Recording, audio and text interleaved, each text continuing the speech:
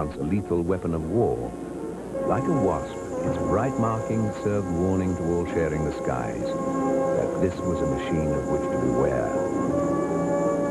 Of the many aircraft that fought the aerial battles of the Second World War, this was arguably the most legendary, the Messerschmitt Bf 109. Without question, it was the most famous Luftwaffe plane ever to take flight.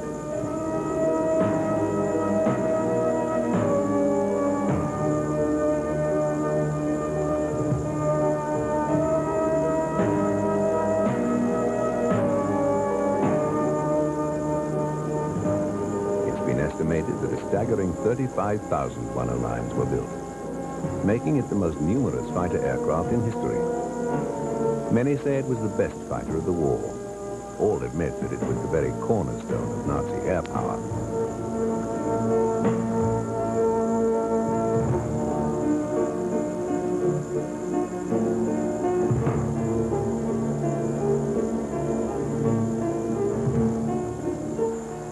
Yet, despite these incredible numbers, very few 109s survive today. In fact, only one airworthy German-built 109 remains. It's a reminder of a bygone age, an age of unprecedented turmoil, loss, and bravery.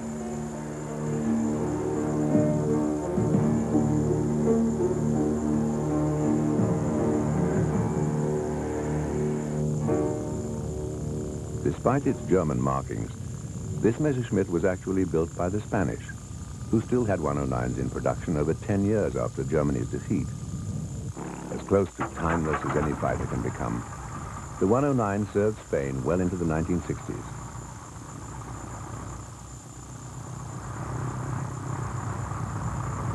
Still evident are the sleek, purposeful, and menacing lines, once so familiar in the skies of a cowering Europe.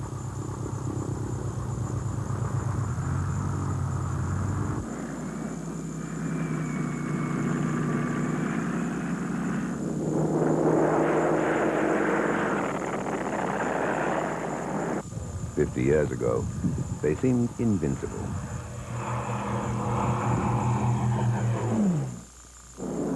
Manned by the ablest young men of Germany, they flew to victory time and again. But by war's end, one exhausted Luftwaffe pilot would say, "Every time I close the canopy, I feel that I'm closing the lid of my own coffin."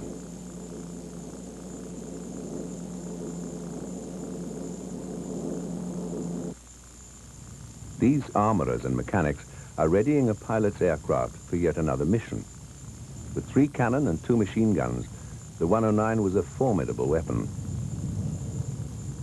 Unlike Allied airmen, Luftwaffe pilots had no rotation system during the Second World War, which is why they were able to chalk up so many kills, and why so few survived.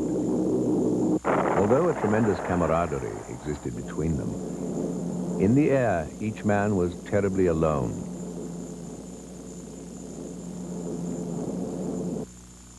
Fighter pilots first surfaced as a breed apart during World War I.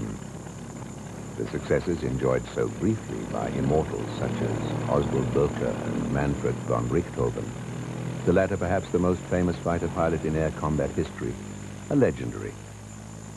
The tenacious von Richthofen, whose 80 kills outnumbered any ace of the war, became, like many dashing fighter pilots of the period, an internationally recognized hero.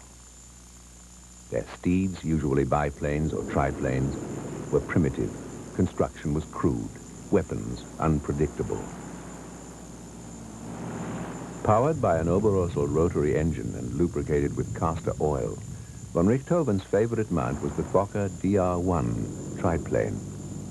Von Richthofen's famed flying circus, consisting of some of the most skilled fighter pilots of the war, was an aerial killing machine without precedent. But their glory was very fleeting. On the average, the life expectancy for a fighter pilot was just 6 weeks. Little consideration was given to the pilot's comfort or safety. Parachutes were frowned upon as unmanly and bad for morale. Pre-flighting the machines was circumspect. In general, pilots trusted to fate and luck to bring them back alive.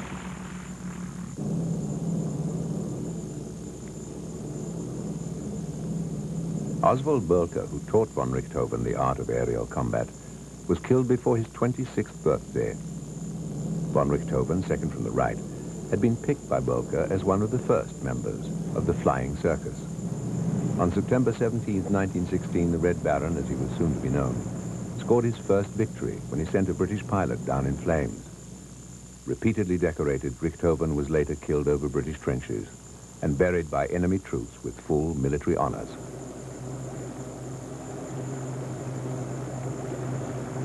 Among Bölker's students was another young ace who would go on to become the commander of Hitler's Luftwaffe. The cherubic pilot's name was Hermann Göring. Upon inheriting von Richthofen's command of the Flying Circus, he attempted to alter the combat philosophies laid down by Bölker. This did not endear him to the veteran pilots in the unit. However, like von Richthofen, he was awarded the Blue Max. Credited with 22 kills, Göring survived the war, and during the 1920s moved into Germany's explosive political arena. Within a decade, he would ascend to a position of incredible power as part of the newly formed National Socialist regime under Adolf Hitler. During the First World War, Bölker's concept of the Jaster, or Aerial Pursuit Squadron, was wholeheartedly put to use by a determined but outnumbered German Imperial Air Force. This Jaster of Fokker D-7s, seen in 1918, represented the most advanced technology of the era. At the end of World War I, what remained of German society faced a grim and uncertain future. With its military forces decimated and its physical and political infrastructure in ruin, the German people were left with few options and little hope. But even greater disaster awaited them. Under the Treaty of Versailles, the once mighty German Wehrmacht was restricted to 100,000 men. The Prussian commanders interpreted this to mean 100,000 officers. In turn, a large clandestine army of irregulars emerged, and later also the weaponry needed to equip them.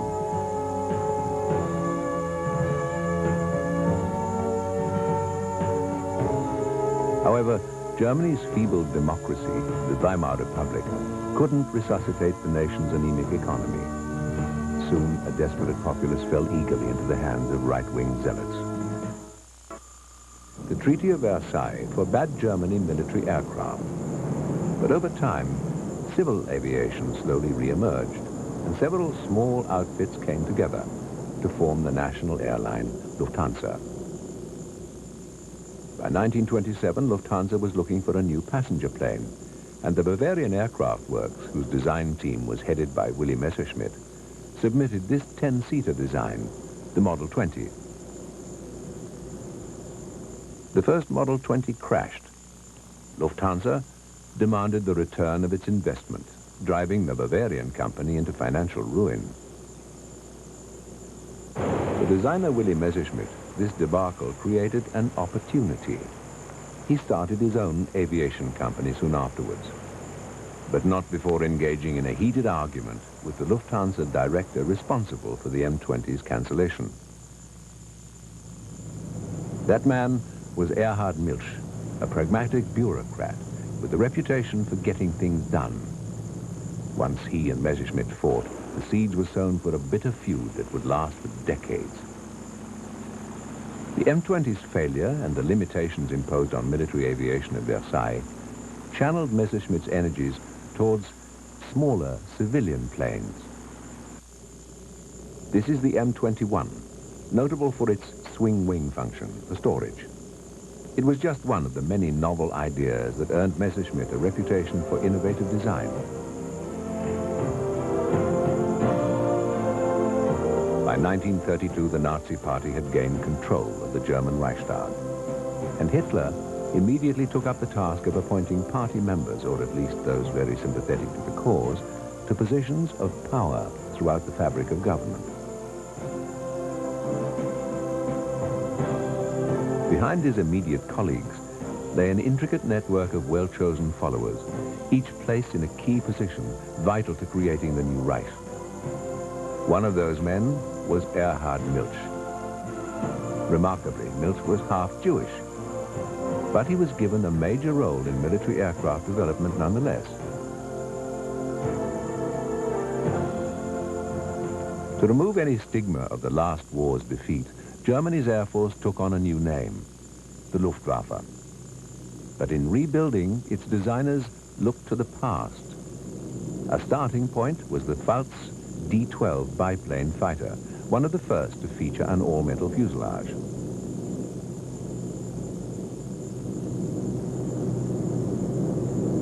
Before long, modernized biplane fighters filled the skies of the new Reich. Among those that symbolized the new Luftwaffe was Heinkel's HE-61.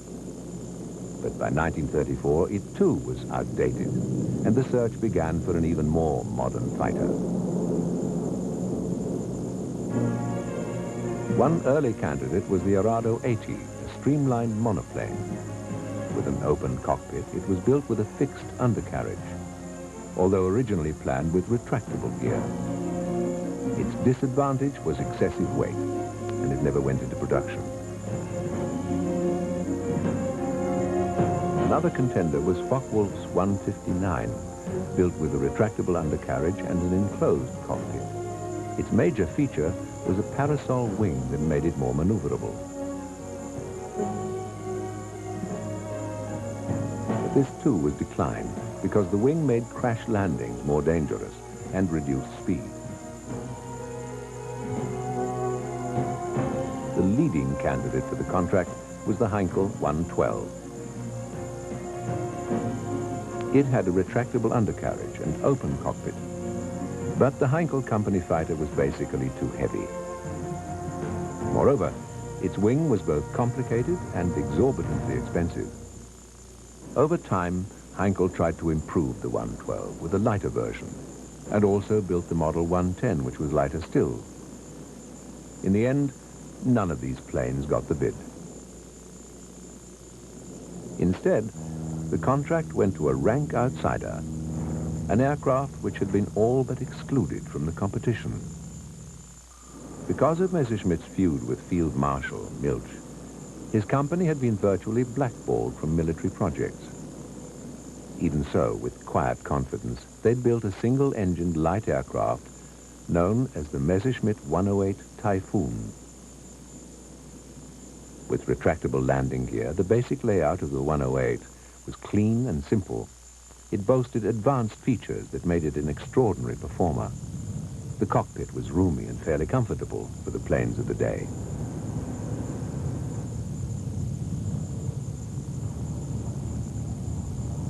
To prove the strength of his design, Willy Messerschmitt entered the 108 in the Around Europe race. And though it didn't come in first, its overall performance made it a real winner.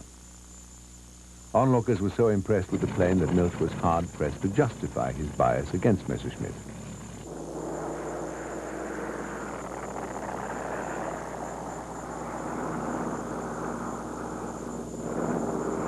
In the end, Messerschmitt was allowed to submit a design for the new fighter.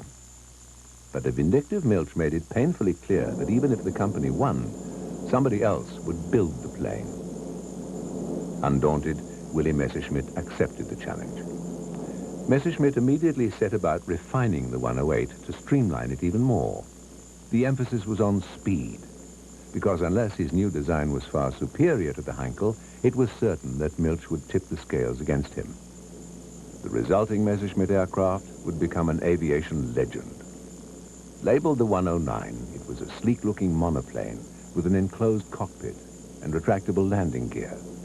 Moreover, it was a much easier machine to build than the complicated 112. Just as important to Messerschmitt's victory was the fact that in 1936, German intelligence learned of a British fighter with similar specifications, the Spitfire. Messerschmitt's 109 was packed with features. It was a plane that would fly to immortality in the Battle of Britain. With its narrow undercarriage, the impact of landing was borne by the fuselage and not by the wing. Its sting was indeed vicious. A cannon mounted on top of the engine that fired through the propeller hub made the 109 deadly accurate.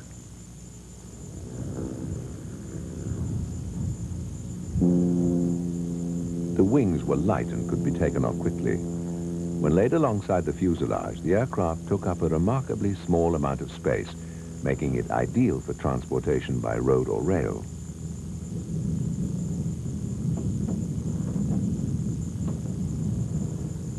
The fuselage was menacing and lean, and the canopy small and restrictive. But in the late 1930s, the 109 was an aerodynamic marvel. And because it was so inexpensive to build, large numbers could be manufactured. The E and F models, and later the G, were the classic versions and took up the bulk of the production run.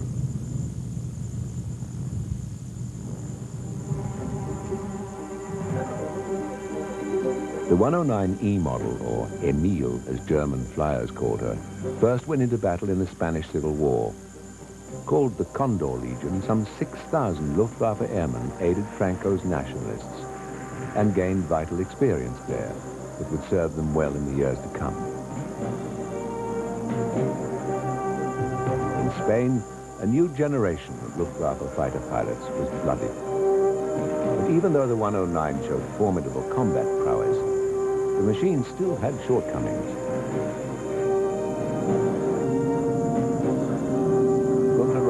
The third-ranking fighter ace of all time, explains.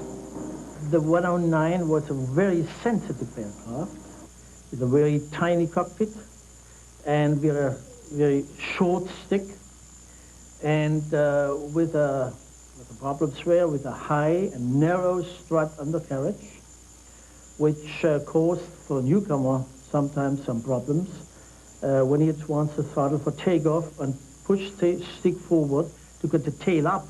Then you had to get opposite rudder immediately to counter the torque effect. The one thing in action was, you had to get used to it, you know, we had these slots in the 109, particularly against the Spitfire. When we came in a tough fighting and turning the aircraft at a high speed, with high speed load on the, then the wings came out just by gravity, caused stalling and slapping the wing, which was a disadvantage. You know, we had this framed cockpit, and furthermore, we had behind your head steel plate to protect your head. You protected your head, but you took off your vision to the back, you know? So we put in the cockpit at the early days a mirror. But you know, just due to the vibration of the airplane, you couldn't find anything in the mirror. And if you saw somebody in the mirror, it was about the time to bail out, you know, it was right behind you. Although the Messerschmitt 109 had an advanced aerodynamically efficient airframe, like all proven fighters, the key to its success was its engine. And for many 109s, it was the Daimler-Benz 600. Even today, it's possible to see one of these unique power plants, thanks to the hard work of the Messerschmitt restoration team at the Imperial War Museum at Duxford. Restoration team member Ian Mason explains. The engine you can see here is a Daimler-Benz DB605A engine from the Messerschmitt Bf 109G. The engine itself is fairly conventional in layout, straightforward V12, except that it's inverted. If you're used to things like Merlin engines or Allison engines or anything of that sort, they nearly all tend to be an upright V with the carburettor in the center here. Now, the Germans turned that upside down and replaced the carburettor with a fuel injection unit, which gives you a much speedier response on the engine. When you hit the throttle, you get an almost immediate response. And also, you don't have any negative G problems, which is very important, Battle of Britain time. Even by today's engineering standards, the Daimler-Benz engine was magnificent, as the team found when they had it inspected by Rolls-Royce. So they took it down to their shop and measured it and found it was right bang in the middle of these very tight tolerances. And their words to us were, for God's sake, don't damage the crankshaft, because we couldn't make another one with the equipment we've got today. So obviously they When you think they made about 100,000 of these engines, to keep those sort of tolerances says a lot about the German industry of the 1940s. 1939 saw the RAF with two principal fighters ready for war, each one a classic, the Hawker Hurricane and the Supermarine Spitfire. The Spitfire was the plane that would turn back Goering's Luftwaffe and would pose the greatest challenge to the 109. Both British aircraft were powered by the superb Rolls-Royce Merlin engine. The Hurricane was slow, but its superior range of 600 miles enabled it to stay in the air longer than the 109. The Spitfire, much faster and more maneuverable than its adversary, could not climb as high nor dive as steeply as the German plane. The stage was set for an air war the like of which the world had never seen.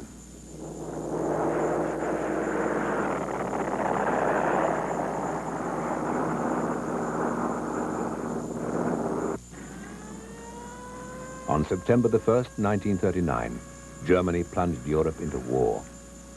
Over 200 Messerschmitt Bf 109s fanned out over Poland as the spearhead of the Nazi surprise attack. Arguably the best fighter aircraft in existence, they were flown by some of the world's ablest pilots. Honed in combat over Spain, Luftwaffe flyers arrogantly swept over the Polish countryside and decimated everything in their path. Supporting the ground forces storming through Polish territory, the Luftwaffe was confronted by about 300 enemy aircraft. Many were caught on the ground, helpless against the German juggernaut. The Poles mounted a heroic defense, but it was in vain. By the time the smoke had cleared, the Polish Air Force had ceased to exist. Smashed and strewn across the land it was meant to protect. The Luftwaffe lost less than 80 aircraft.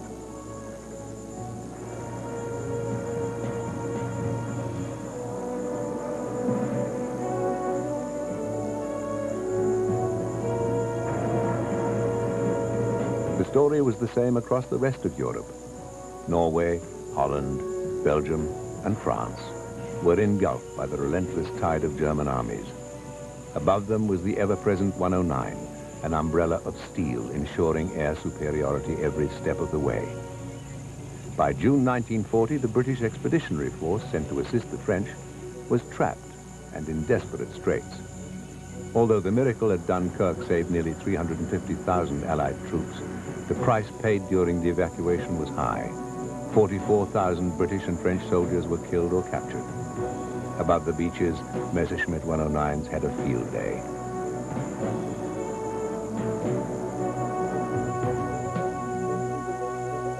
With France's defeat, Germany turned its attention to Britain. Goering vowed to bring the island nation to its knees and initiated daytime bombing raids over England. The bomber's primary escort was the 109. Told by RAF Commander Hugh Dowding that, quote, "the fate of generations lies in your hands," British pilots in Spitfires and Hurricanes hurled themselves against the incoming enemy.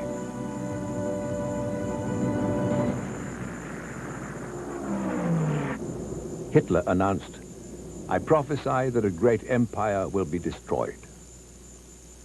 In spite of the Führer's optimism, however, the 109's weakness became painfully clear.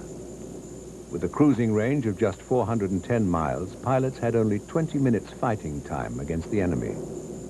Of 12 109s returning from one mission, 5 barely crash-landed on French soil, and the other 7 ditched in the Channel. Although the British had far more Hurricane fighters in service, early on RAF pilots learned to set these slower planes against enemy bombers, while the faster Spitfires kept the 109s busy, thus burning up their precious fuel.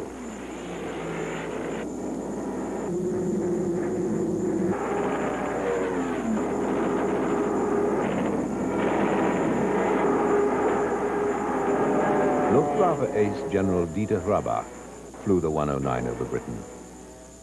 The Battle of Britain was more or less influenced by higher commands, and we couldn't do what we wanted. We were ordered what to do, and that was mostly escort missions above and around the bombers. And escort work meant, especially the close escort, that you lose any of the advantages of a fighter pilot, that is speed, that is altitude, and even the turn ability. You have to fix your speed and the altitude to the bombers. They are considerably slower than 109. Certainly the short-range 109s were badly handicapped as bomber escorts. But in the face of tragic losses, they held on to one distinct advantage. With a ceiling 2,000 feet higher than the Spitfires, they could dive onto unsuspecting British pilots at will. Then, when the more powerful 109F came out, the odds improved markedly in their favor. Learning from the Germans, British pilots quickly abandoned wingtip formations and flew in looser groupings for more freedom of maneuver and greater range of vision. With their limited range, Luftwaffe flyers in 109s would often venture alone over the Channel to lure foolhardy RAF pilots back to waiting comrades circling near the French coast. RAF pilots flew as many as 7 sorties a day. The fate of men on both sides was decided in missions where the period of actual combat seldom lasted more than 15 minutes. Collectively, these desperate, brief clashes between men and their machines determined the fate of a nation. Although some German flyers considered the Spitfire more maneuverable, British pilots who flew captured MUs, as Luftwaffe airmen sometimes called their 109s, judged the two a very close match.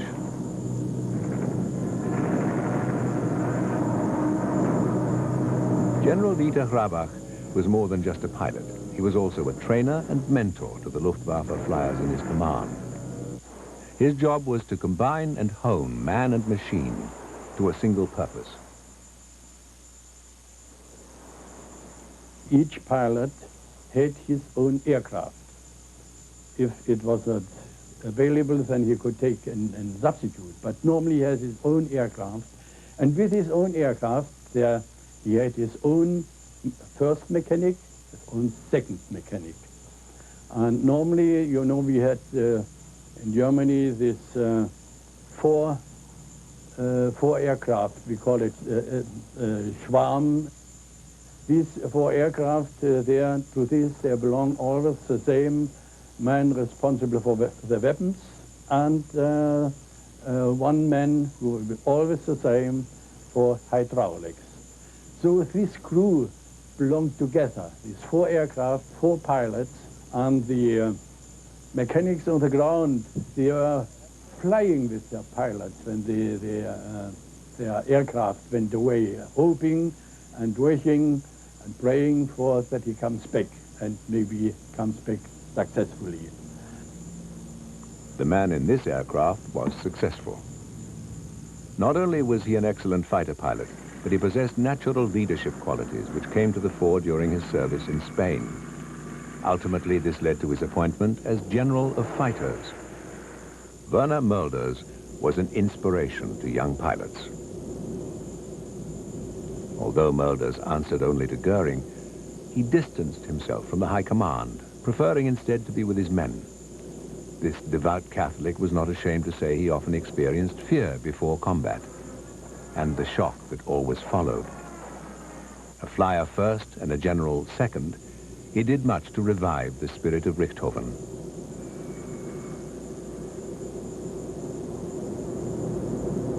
But by 1941, Hitler had embarked on his fatal invasion of Russia. Returning from the Eastern Front and far from the enemy guns, Werner Mulders' transport aircraft crashed. Germany had lost one of her first true heroes of the war.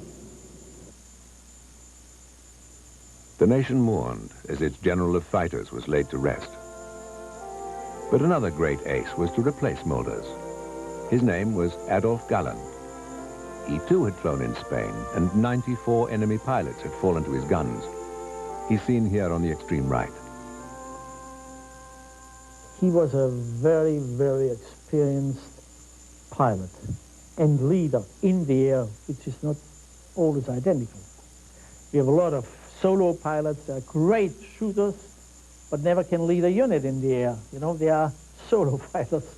Galland was a good leader, and when Möllers got killed, he took over his function as a general of the fighters, and he did a lot of good, you know.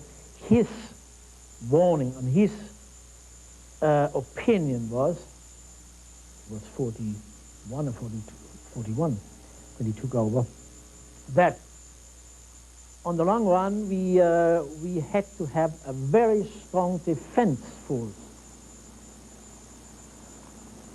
Hitler's priority was always for attack rather than defensive aircraft. And soon there were plans for a replacement to the 109. It was the Focke-Wulf 190, known as the Butcher Bird. Some called it Germany's best all-round fighter of the war. The 190 and the 109 flew side by side in the cruel conflict that was the war on the Eastern Front. Conditions there tested man and machine to the limit. In the acid test of battle, the 190 proved itself an advance on the 109. But still, many pilots preferred the older plane.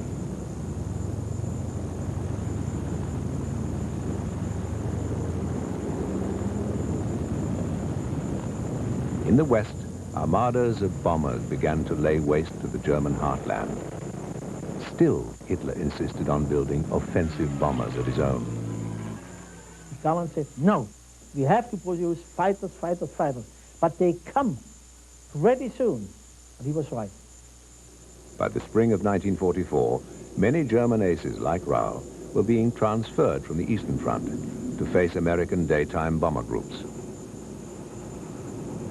By now, the American Air Force had received longer range, more heavily armed and much faster fighters like the Republic P-47. For the first time, U.S. fighters could escort their bombers deep into Germany as they hacked at the heart of the Third Reich. Now the path lay open for Allied air groups to do what Goering had sworn was impossible.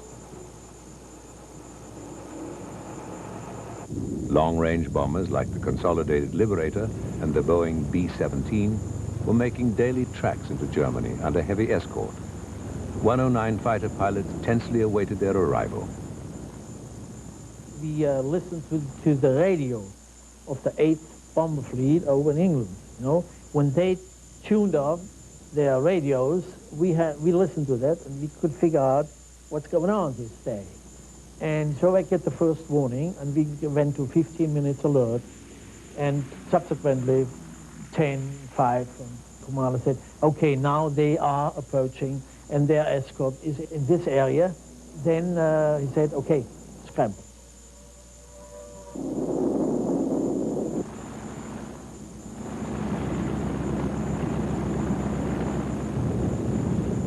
Stemming this tide of the enemy bombing campaign posed the greatest challenge to Luftwaffe pilots since the war began. 109s and 190s flooded west. But in spite of their efforts, German civilians would die by the hundreds of thousands in Allied bombing attacks.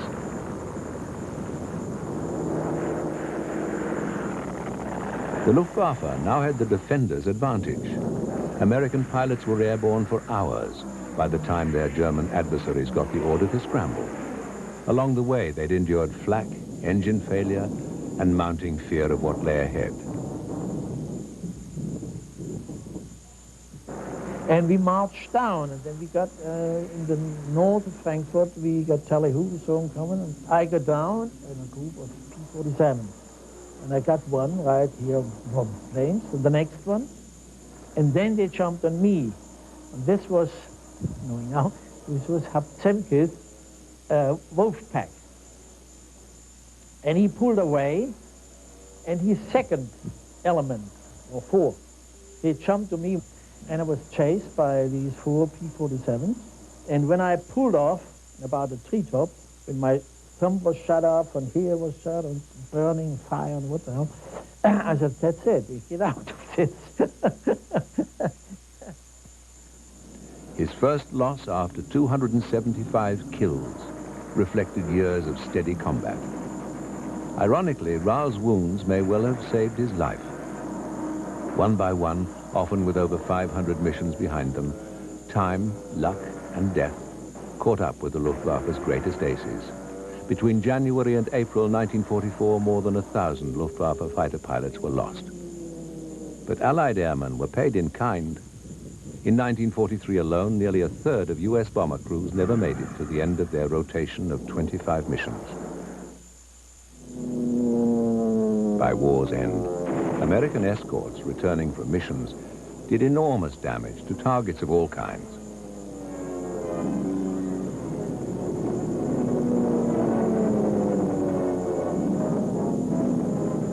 The ferocity of 8th Air Force fighters made many Luftwaffe bases simply untenable.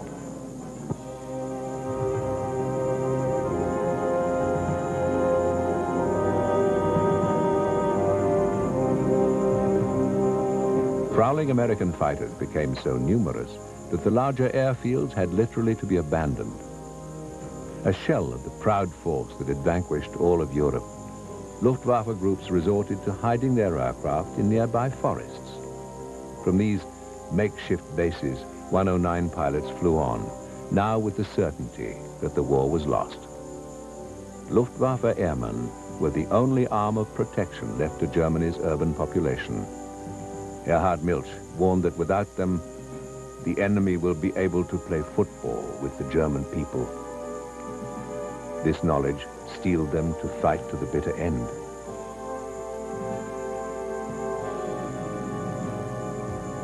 By the closing months of the conflict, this 1934 design was already 11 years old. The 109s and the men who flew them soldiered on in the face of overwhelming odds. Luftwaffe flyers were often outnumbered by as much as 8 to 1. And once showered with prestige, fine automobiles, and the status of heroes, now they were just weary and numb. I took over the 52 wing in November 1942, when it had about 4,000 air victories. And I left it 2 years later, in October 1944, and it had more than 10,000 air victories. Hartmann with the greatest number of air victories, Barkhorn, Batz, Rall, Steinhoff, Oblaser, and I could not, they all have more than 150 kills. And that was a success. I have had excellent men in command positions. Parts and fuel became desperately scarce, but the 109 held up well under primitive conditions. Its engine was rugged and its airframe sturdy. Even the narrow-track landing gear eventually proved as robust as the rest of the aircraft.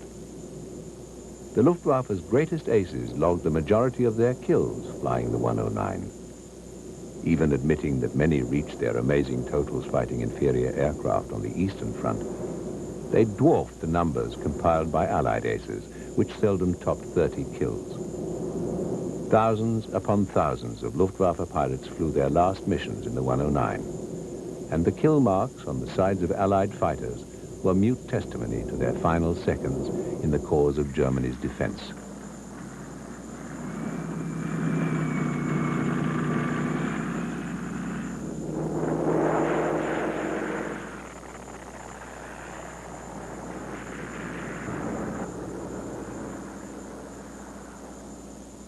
Compared with the Americans, who normally had a tour for 50 missions, and then they went home, and maybe they got a second tour, we, the Germans, had to fly until the war ended, or we were killed. As Nazi Germany collapsed, the air war came rapidly and unceremoniously to an end. By January of 1945, fewer than 1,000 109s were left. By war's end, less than 500 were in any condition to fly.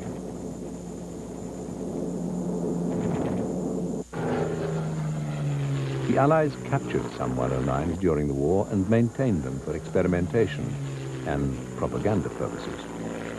Parts were easily adapted for the aircraft, and pilots learned to fly them by simply firing up and taking off. And when we had 2 109s and 2 Focke-Wulfs to fly, and as soon as they were ready, I put myself on the top of the list. And my first flight was in the 109. And I remember I took off and climbed out, and after I got airborne, I had a P-51. One of our other pilots joined me.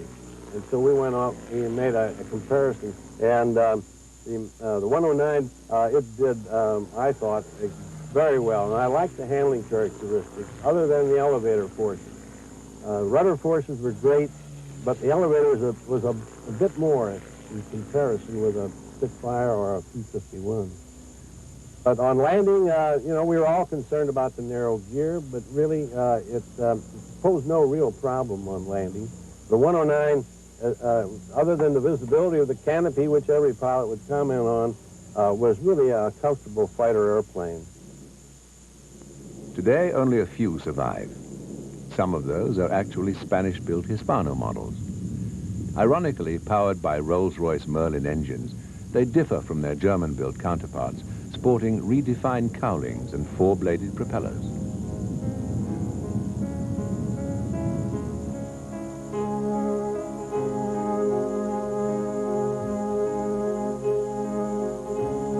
The originals are few and far between, and they're considered precious additions to museum collections around the world.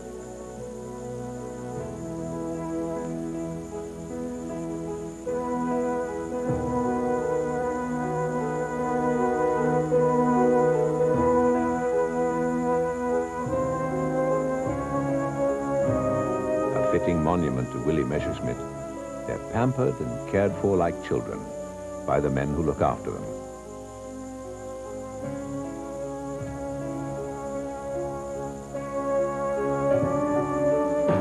Each reflects hundreds of hours of work on machines that in that day inspired both fear and respect. The gentle attention given them so curiously and diametrically opposed to the violent nature of their old purpose. Painstakingly restored, every piece is part of a mosaic that embodies a past age, an age when the 109 was sent to protect German bombers in their efforts to destroy the spirit and the body of the British people. By the end of the war, roles were reversed, as the 109 desperately fought to halt Allied bombers. In this it failed. Nearly 500,000 civilians died in the rain of bombs. Field Marshal Milch lamented that the only raw material that cannot be restored is human blood. By the time the 109s had fired their last shot and finally succumbed to defeat, nearly 160,000 British and American airmen and an undetermined number of German flyers had lost their lives high over the fields and cities of Europe.